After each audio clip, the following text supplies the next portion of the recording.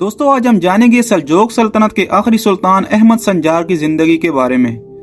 سلطان Ahmad Sinjar نے کیسے گمنامی کی زندگی گزاری اور بالآخر سلطنت کے سلطان بنے، مگر اپنوں کی غداری نے سلطنت کو ختم ہی کر دیا۔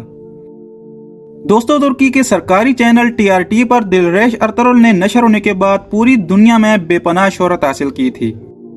پھر اس ڈرامے کی شہرت کے بعد TRT نے ایک اور تاریخی ڈرامہ دی گریٹ سلجوق نشر کیا تھا، جس کا مقصد لوگوں کو سلجوقیوں اور سلجوق سلطنت سے متعارف کرانا تھا۔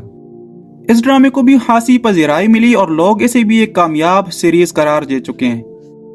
لیکن آج کی اس ویڈیو میں ہم اس کے سب سے اہم کردار سلطان احمد سنجار سلجوقی کے بارے میں بتانے والے ہیں۔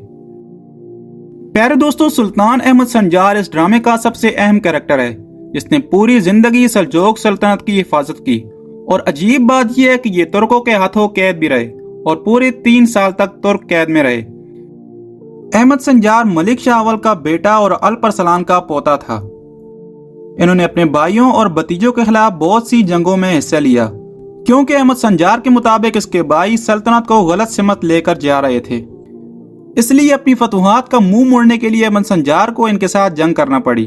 آخرکار احمد سنجار کو خراسان، جس میں موجودہ افغانستان، آذربائیجان، ایران اور پاکستان کے کچھ علاقے آتے ہیں، اس پر حکومت کرنے کے لیے بھیجا گیا۔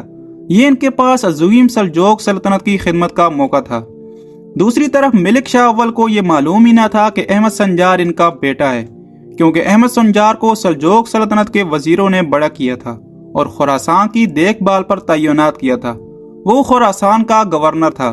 ملک شاہ اول کی وفات کے بعد احمد سنجار سلطان بننے کا دعویٰ کر سکتے تھے، لیکن سلطنت کی بقا اور مضبوطی کے لیے اس نے اس ارادے کو ترک کر دیا۔ ملک شاہ اول کی وفات کے بعد سلطنت میں کرسی کے حصول کے لیے جنگ جاری رہی۔ بالآخر سلطنت کو 3 حصوں میں تقسیم کرنا پڑا۔ دوسری طرف ان سب سے دور احمد سنجار تمام بیرونی حملوں کے خلاف خراسان کا دفاع کرتے رہے۔ اس نے مغربی ہندوستانی علاقوں میں بسنے والے مسلمانوں کی حفاظت کو بھی یقینی بنایا۔ اسی دوران حسن صبا نے بھی احمد سنجار کی بہادری کو تسلیم کر لیا تھا۔ اس نے خنجر پر لکھ کر ایک پیغام بھیجا جس پر لکھا تھا، حسن صبا اپنی سرزمین پر امن چاہتا ہے۔ احمد سنجار کو حسن صبا کی یہ بات بہت پسند آئی اور دونوں صلح کرنے پر راضی ہو گئے۔ دونوں نے معاہدہ لکھا اور ایک دوسرے کے معاملات میں مداخلت کرنے سے گریز کیے رکھا۔ دوسری طرف سلطان برقیاروق کی موت کے بعد ملک شاہ دوم سلجوق سلطنت کا نیا سلطان بن گیا۔ ملک شاہ دوم کے چچا محمد کو ملک شاہ دوم سے شدید اختلافات تھے، کیونکہ محمد کے مطابق ملک شاہ دوم ابھی کم عمر اور نہ تجربہ کار تھے۔ چچا محمد کا خیال تھا کہ ملک شاہ دوم بہت کمزور ہے اور اس کے لیے تخت کا دفاع کرنا بہت مشکل ہوگا۔ اسی سوچ کے ساتھ محمد نے ملک شاہ دوم کو معزول کر دیا اور خود سلطان بن گئے۔ اگلے 10 سال تک سلجوق سلطنت پر سلطان محمد کی حکومت تھی۔ محمد کی موت کے بعد اس کا بیٹا محمود دوم سلجوق سلطنت کا نیا سلطان بن گیا۔ محمود دوم کی ناسمجھی کی وجہ سے دشمنوں نے سلطنت پر حملے شروع کر دیے۔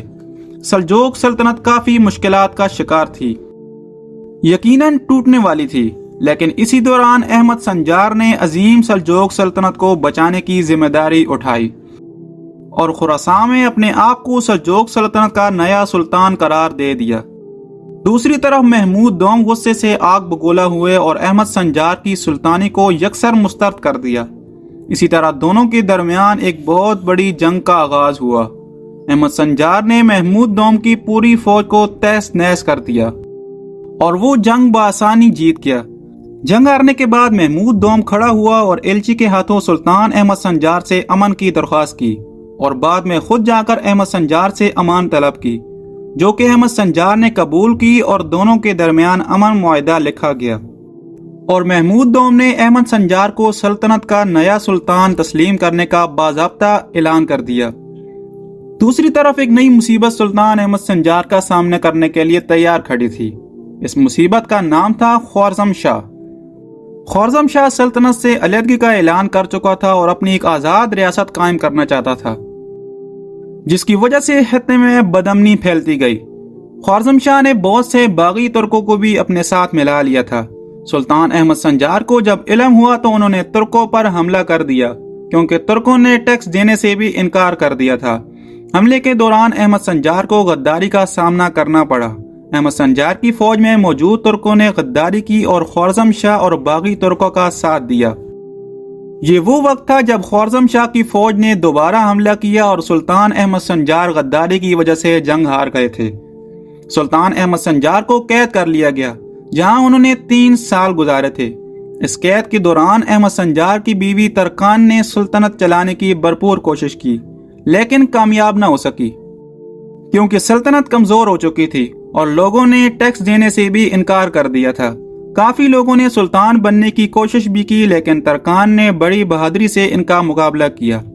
پیارے دوستو، 1156 میں ترکان کا انتقال ہو گیا اور اس کے موت کے ساتھ ہی سلطان احمد سنجار جیل سے فرار ہونے میں کامیاب ہو گئے اور ایک دفعہ پھر سلطنت کو بچانے کے لیے خراسان چلے گئے۔ اس نے اپنے دشمنوں سے انتقام لینا شروع کر دیا اور ایک ایک کر کے سب سے انتقام لیتے رہے۔ 1157 میں سلطان احمد سنجار کا انتقال ہوا اور اس کی موت کے ساتھ ہی سلجوق سلطنت کا اختتام ہو گیا، کیونکہ سلطان احمد سنجار کا کوئی بیٹا نہ تھا جو سلطنت پر حکمرانی کرتا۔ احمد سنجار کی موت کے بعد ان کو میرب میں دفنایا گیا، جس کی قبر کو بعد میں منگول حملوں میں کافی نقصان پہنچا تھا۔